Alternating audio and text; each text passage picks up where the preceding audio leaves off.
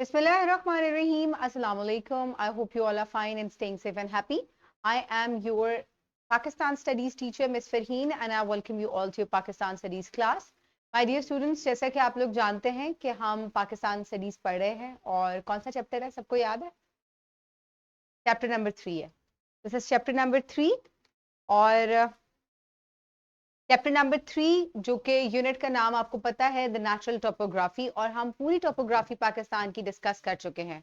ठीक है, हमने एक एक फिजिकल फीचर जो है वो किधर लोकेट करता है हमने ये भी डिस्कस किया, कौन कौन सी इंपॉर्टेंट फीचर्स उसके अंदर पाए जाते हैं हमने ये भी डिस्कस किया था. रिमेंबर दैट, तमाम चीजें हम डिस्कस कर चुके हैं, राइट?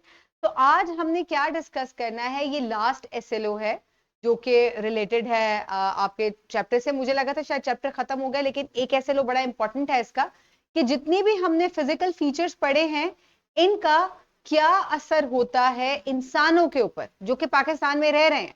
लेट्स सपोज कोई मुझे बताएगा, आप लोग यहाँ बैठे हुए आप कौन से पाकिस्तान के कौन से फिजिकल फीचर में आप लोग रहते हैं?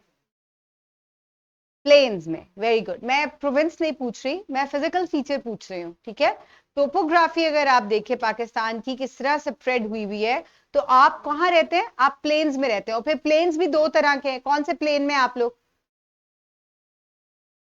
अपर इंडस प्लेन में. Very good. ठीक है, तो हमने यही चीज डिस्कस करनी है कि अपर इंडस प्लेन में अगर आप रह रहे हैं या अगर कोई शख्स जो है वो माउंटेन्स में रह रहा है या कोई कोस्टल एरियाज में रह रहा है या कोई डेजर्ट्स में रह रहा है तो उसकी जिंदगी पे इन फीचर्स का क्या असर है, किस तरीके से वो उनको इम्पैक्ट कर रहा है ये. ठीक है, ये हमारा आज का एसएलओ है. सो इसको स्टार्ट करते हैं.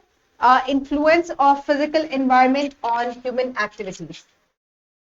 ठीक है, हम यही डिस्कस करेंगे आज कि जो ह्यूमन एक्टिविटीज है उनके ऊपर क्या इफेक्ट होता है. तो सबसे पहली चीज तो जो सबसे पहला पॉइंट इसके अंदर आएगा वो क्या है, that is very important. Map of Pakistan. ठीक है, मैप ऑफ पाकिस्तान में हम क्या चीज सबसे पहले देखेंगे, हम ये देखेंगे कि एक दफा रिवीजन भी हो जाएगी कि कौन सा फिजिकल फीचर किधर है. सबसे पहले north eastern mountain ranges, northern and north eastern mountain ranges. उसके बाद वेस्टर्न माउंटेन रेंजेस. ठीक है, upper Indus plain, lower Indus plain, right? ठीक है, उसके बाद बलूचिस्तान प्लेटो एंड पोठोवार प्लेटो. ठीक है, एंड देन डेजर्ट्स कौन से हैं? थर, Cholistan, Thal and Kharan desert. And then the last but the not the least बिल्कुल साउथ में कोस्टल रीजन. ठीक है, अब ये इतने ज्यादा रीजन्स मैंने सर्कल किए हैं. ऑब्वियसली यहाँ इंसान ही रहता है ना, ह्यूमन बीइंग्स रह रहे हैं. किस तरीके से ये फिजिकल फीचर्स उनको इफेक्ट कर रहे हैं ये हम पढ़ेंगे. तो सबसे पहले आ जाता है एग्रीकल्चर एंड वाटर. तो कहाँ एग्रीकल्चर और वाटर आपको लगता है सबसे ज्यादा जो है उससे लोग मुंसलिक होंगे? हाँ, जोर से बोलें थोड़ा.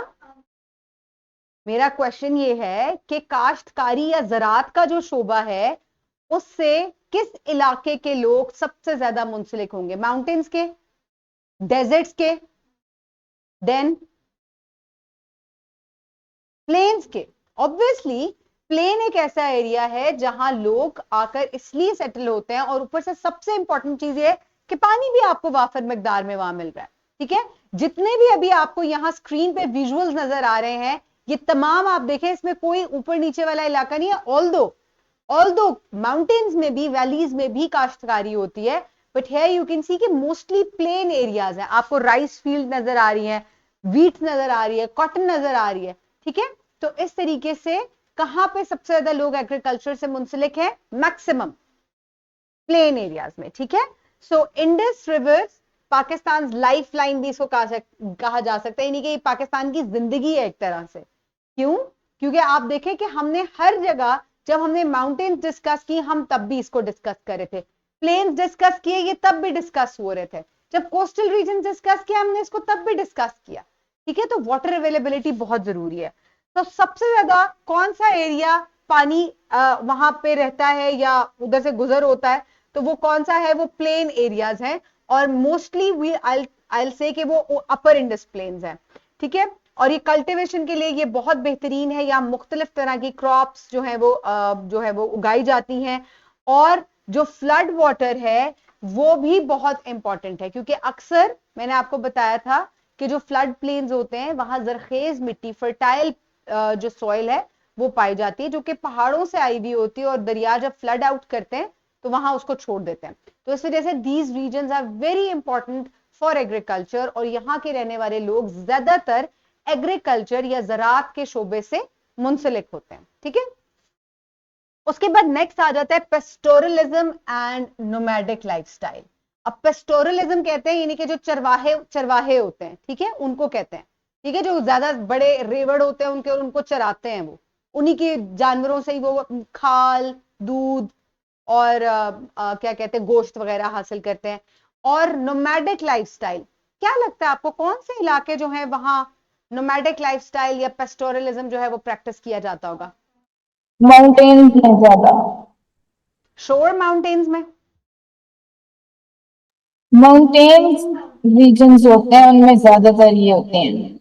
हाँ, एक तरह से ठीक है आपकी बात कि माउंटेन्स में भी सेमी नोमैडिक लाइफ होती है। ठीक है, नॉट टोटली नोमैडिक, मैं इसलिए आपके आंसर को टोटली गलत नहीं करूंगी, लेकिन सेमी नोमैडिक होती है, यानी कि पूरी तरह से टोटली नोमैडिक लाइफस्टाइल नहीं होता उनका। क्योंकि वो क्यों होता है? क्योंकि क्लाइमेट बहुत सख्त हो जाता है ना। अब जब जैसे सर्दी है तो वो क्या करेंगे कि पहाड़ के ऊपर से वो लोग नीचे की तरफ आ जाएंगे, जरा नीचाई पे आ जाते हैं बुलंदी से, क्योंकि वहां ऊपर बर्फ ज्यादा होती है, ठंड ज्यादा होती है, तो वो नीचे आ जाते हैं। जैसे ही गर्मियां आती है वो वापस ऊपर चले जाते हैं। तो इस तरीके से सेमी नोमैडिक उनका लाइफस्टाइल होता है। मोस्टली नोमैडिक लाइफस्टाइल या तो आपको डेजर्ट्स में देखने को मिलता है, या बलूचिस्तान प्लेटो, वो भी तकरीबन डेजर्ट एरिया ही है, आपको वहां ये ज्यादा देखने को मिलता है, जहां पे टोटली लोगों का नोमैडिक लाइफस्टाइल है। तो ये कहां कौन से रीजन में है? एक तो माउंटेन्स में सेमी नोमैडिक हो गया, बलूचिस्तान प्लेटो के अंदर हो गया, और हिस्टोरिकली आप अगर इधर देखेंगे तो लोगों का कॉन्स्टेंटली, बेशक जितनी मर्जी डेवलपमेंट हो गई, लेकिन मौसम की सख्ती की वजह से और क्लाइमेट उधर का ऐसा है कि लोग जो है वो इस तरह की लाइफ जो है, नोमैडिक लाइफ जो है वो गुजारने की जो है वो आदी हो चुके हैं। उसके अलावा किस वजह से, क्या वजह है जिसकी वजह से पेस्टोरलिज्म या नोमैडिक लाइफस्टाइल अडॉप्ट करना पड़ता है? क्योंकि स्पार्स वेजिटेशन होती है, बहुत कम वेजिटेशन होती है। इसके अलावा लिमिटेड वाटर होता है, पानी की बहुत किल्लत होती है। तो जहां इनको पानी नजर आता है ये उस तरफ मूव कर जाते हैं। ठीक है, इसके अलावा ये क्या पालते हैं? मोस्टली ये लोग जानवर जो है, यानी कि पेस्टोरलिज्म के ऊपर डिपेंड करते हैं। और नोमैडिक कम्युनिटीज जो है they move to find pasture, water sources, और इसलिए जो है ये मूवते हैं। पास्चर क्या होता है? यानी कि अपने जानवरों के लिए इनको चरने की जगह भी तो चाहिए। ठीक है, तो इस तरह की जगह ये ढूंढते हैं जहां जानवर चर भी ले, ग्रास ग्रास वाला हिस्सा हो, कुछ घास वाला, और पानी वहां मौजूद हो ताकि खुद भी पानी पिए और जानवरों को भी पानी पिलाएं। और एक और चीज यहाँ की ये है कि टोटली ये लोग जो है वो इस तरह से नहीं करते कि अब खरीदो फरोख्त के लिए एग्रीकल्चर करें। ये लोग भी एग्रीकल्चर से मुंसलिक होते हैं, लेकिन इनकी सबसिस्टेंस एग्रीकल्चर होता है। सबसिस्टेंस एग्रीकल्चर किसको कहते हैं? जो सिर्फ अपनी जरूरत के लिए उगाया जाए। लेट सपोज मैं अपने किचन गार्डन बना लूं और उसमें मैं क्या उगाऊं, थोड़ी सी सब्जियां उगा लूं, ठीक है, और इस तरह की चीजें उगा लूं, तो वो मेरे बेचने के लिए नहीं है, ट्रेडिंग के लिए नहीं है, वो सिर्फ मैंने अपनी जरूरत के लिए उगाया है। तो what is this? This is subsistence agriculture. तो ये लोग कब अक्सर सबसिस्टेंस एग्रीकल्चर से भी मुंसलिक होते हैं, सिर्फ अपने लिए ज़राअत करते हैं, खरीदो फरोख्त के लिए नहीं करते। अच्छा जी, उसके बाद सेकंड पॉइंट ये है कि ट्रेड एंड ट्रांसपोर्टेशन। अब ट्रेड और ट्रांसपोर्टेशन के कौन से इलाके होंगे और वो कौन से फिजिकल फीचर्स हैं जो कि इसके अंदर जो है वो आप उनको कहेंगे कि उनको हाईलाइट करना चाहेंगे यहां? अच्छा, मेरे ज़हन में फौरन आ भी गया, मैंने हालांकि स्लाइड नहीं पढ़ी। कौन बताएगा? अच्छा, स्क्रीन पे लिखा हुआ भी है, देख भी सकते हैं आप। अच्छा, एक तो देखिए रिवर्स बहुत इंपॉर्टेंट होते हैं। ठीक है, एंशियंट टाइम से जो दरिया है वो बहुत इंपॉर्टेंट है इस चीज के लिए। और दूसरी चीज ये है कि बेशक पहाड़ जो हैं वो हमें एक बॉर्डर, नेचुरल बॉर्डर प्रोवाइड करें पाकिस्तान के नॉर्थ में, नॉर्थ ईस्ट में, और फिर वेस्ट में भी कर रहे हैं ना। पाकिस्तान का मैप जहन में जरा घुमाएं, कर रहे हैं ना इसी तरह से। लेकिन हमने जब माउंटेन्स को पढ़ा था तो हमने एक बड़ी इंपॉर्टेंट चीज पढ़ी थी, वो क्या थी? कैसे? ऐसी क्या चीज माउंटेन्स में है जो कि ट्रांसपोर्टेशन के लिए काफी हेल्पफुल होती है? कौन बताएगा जल्दी से? पासेस है ना इनके अंदर। बुलान पास था, कराकोरम पास है, ये शंदूर पास है, ये तमाम पासेस जो हैं ये माउंटेन्स में मौजूद है। ऑल्दो माउंटेन्स एक ऐसा एरिया है जहां आपको मूव करना काफी मुश्किल हो जाता है, लेकिन इन पासेस की वजह से, क्योंकि ये एक इस तरह का रास्ता आपको एक वैली टाइप रास्ता प्रोवाइड करते हैं जहां से बासानी जो है आप ट्रेड रूट और दूसरे कंट्रीज में, चाइना में है, ईरान में, अफगानिस्तान में, तो इस तरीके से ये पासेस जो हैं ये बड़े हेल्पफुल होते हैं। ठीक है, तो एक तो वाटरवेज हो गए जो कि आपको अंदरूने मुल्क जो है वो ट्रेड करने में हेल्प करते हैं। इसके अलावा माउंटेन्स के अंदर जो पासेस हैं they also help you in transportation. अच्छा जी, उसके बाद आ जाता है urban development and settlement in Pakistan. ये पाकिस्तान का मैप है। आप मुझे ये सोचकर और बताएं कि कौन से एरियाज आपको लगता है कि वो सबसे ज्यादा हेवीली पॉपुलेटेड है, डेंसली पॉपुलेटेड है। वो कौन से एरियाज होंगे पाकिस्तान के? जरा मैप को गौर से देखें।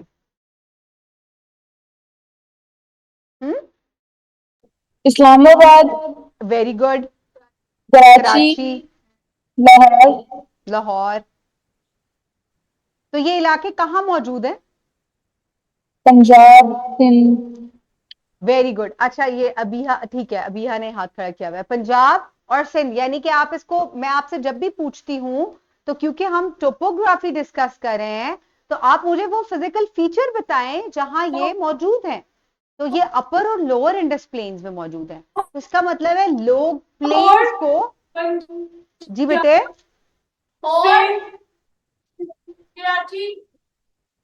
Karachi, very good. कराची, लाहौर, फैसलाबाद, मुल्तान, इस्लामाबाद, ये एक पूरी चेन है पाकिस्तान की जो कि बहुत ज्यादा डेंसली पॉपुलेटेड है, हेवीली पॉपुलेटेड है। और अगर आप इस खित्ते को देखें तो ये सारे इलाके कहां मौजूद हैं? ये इलाके अपर और लोअर इंडस प्लेन्स में मौजूद हैं।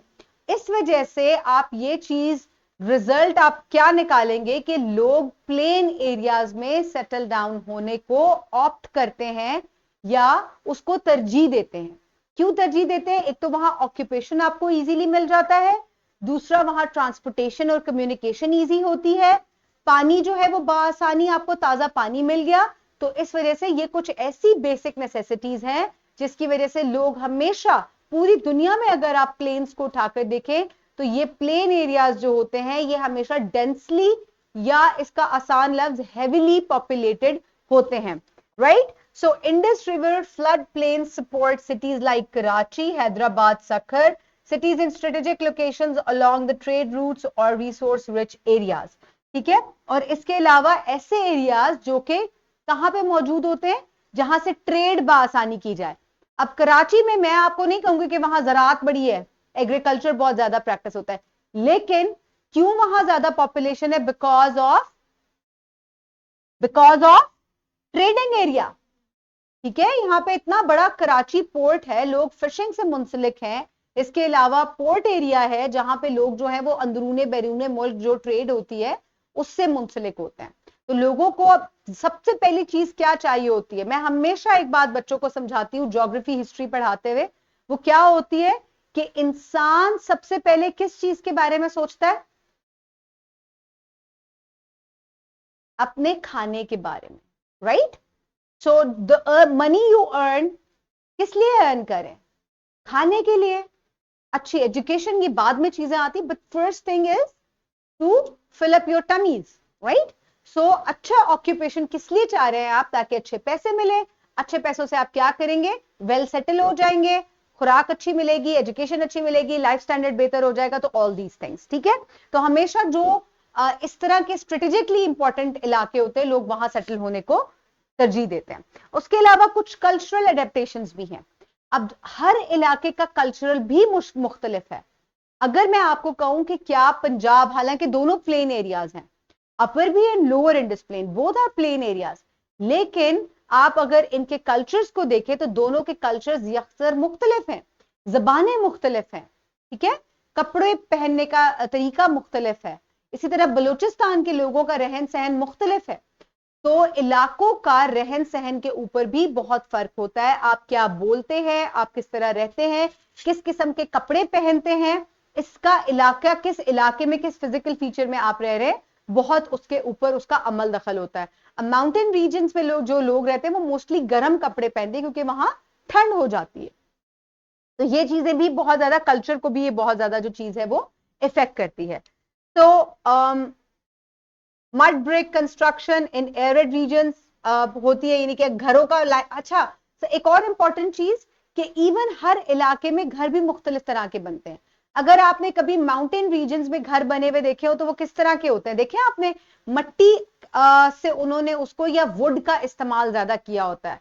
लेकिन अगर जैसे ही आप पंजाब के इलाके में आएंगे तो किस तरह के हवादार घर होते हैं, सीमेंट के बने हुए घर होते हैं, और उनमें क्या होते हैं, बड़े बड़े पोर्च भी होते हैं। ठीक है, क्यों होता है, ताकि हवा का दखल रहे, क्योंकि ये इलाका इतना ठंडा नहीं है, यहाँ गर्मियों में ठीक ठाक गर्मी होती है, लेकिन वो लोग अपने आप वो इनक्लोज्ड हाउसेस बनाते हैं ताकि हवा का गुजर ज्यादा ना हो, क्योंकि सर्दियां बहुत ज्यादा होती हैं। तो इस तरह से हर इलाके में मुख्तलिफ घर होते हैं। यूजली डेजर्ट एरियाज में लोग किस तरह के घर बनाते हैं, मिट्टी के घर बनाते हैं। क्यों, क्योंकि मिट्टी जो है उसके अंदर एक खासियत होती है कि ये गर्म भी रहती है और ठंडी भी बहुत जल्दी हो जाती है। तो इस वजह से, तो इस तरीके से रहन सहन, कल्चर, पहनने का अंदाज, ये सब चीजें जो हैं ये एरिया के लिहाज से, आपके फिजिकल फीचर के लिहाज से चेंज होती जाती हैं। अच्छा जी, कल्चरल एडेप्टेशन और ट्रेड भी देख लिया। इसके बाद कंक्लूजन क्या है कि पाकिस्तान के लोग जो हैं उनके लाइफस्टाइल के ऊपर जो आपके टोपोग्राफी है पाकिस्तान की, उसका बड़ा इफेक्ट है। ठीक है, एक चीज मैं हमेशा बच्चों को बताती हूँ कि जिस तरह इंसान एनवायरनमेंट पे इफेक्ट डालते हैं ना, आपने घर, आपने दरख्त काट दिए, सड़कें बना ली, ठीक है, या आप इंपैक्ट करें एनवायरनमेंट को, इसी तरह इंसानों के ऊपर भी एनवायरनमेंट का बहुत इंपैक्ट होता है। ये नहीं हो सकता कि आप, सर्दी आ गई है तो आप ये लॉन के कपड़े पहने रखें। You will definitely you have to wear warm clothes. ठीक है, तो इसी तरीके से लाइफस्टाइल चेंज होता जाता है with the change in the topography और द फिजिकल फीचर। ऐसा नहीं हो सकता कि आप मरी जाएं तो आप इसी तरह के कपड़ों में चले जाएं, डेफिनेटली कुछ ना कुछ गर्म कपड़े रख के साथ ले जाने पड़ते हैं। ठीक है, तो इसी तरीके से ये चीजें तब्दील होती जाती हैं। ये लेक्चर इतना ही था। इस लेक्चर के साथ उर्दू और इंग्लिश में दोनों में वर्कशीट मौजूद है, और बड़ी इंटरैक्टिव मजेदार वर्कशीट है, क्योंकि मैंने इसमें आपको एक इंटरैक्टिव मैप दिया है। उसमें आपने पाकिस्तान के जो डिफरेंट रीजन्स हैं जिनको अभी हमने डिस्कस किया, आप ये बताएंगे कि ट्रेड रीजन्स कहां पर ज्यादा होती है, ट्रेडिंग किधर होती है। ठीक है, उसको आप पॉइंट आउट कीजिएगा। इसके अलावा आप ये भी बता सकते हैं, आपसे ये भी पूछा जा सकता है कि कौन से जो है इलाके वो एग्रीकल्चर वहां पे ज्यादा प्रैक्टिस किया जाता है। तो इस तरीके से आपने इस वर्कशीट को जरूर फिल करना है। ऑप्शन है आपके पास, you can do it in English और उर्दू, दोनों में ये इंग्लिश जो वर्कशीट है आपकी प्रोवाइडेड है। तो आई होप कोई क्वेश्चन अगर आपका है तो पूछ ले। ये चैप्टर अब अल्हम्दुलिल्लाह खत्म हो गया। कल हम नया चैप्टर स्टार्ट करेंगे, चैप्टर नंबर 4 इंशाल्लाह। So if there is any question regarding this unit or this chapter, you can ask right away. We have few minutes left. कोई question नहीं? Good. Okay, very good, Fatma. जी, anybody else? कोई question किसी बच्चे का हो? Right. चले, please do finish the worksheets. Worksheets जो है बड़ी इंपॉर्टेंट होती है आपके प्रैक्टिस के लिए। आगे जब आप बोर्ड के पेपर्स देंगे तो ये बड़ी इंपॉर्टेंट है आपके लिए, ताकि आप इन्हें प्रैक्टिस करें। तो इन्हीं में से शॉर्ट क्वेश्चन, एमसीक्यू और लॉन्ग क्वेश्चन जो है वो बनते हैं। ठीक है, so have a great day, thank you so much and Allah Hafiz.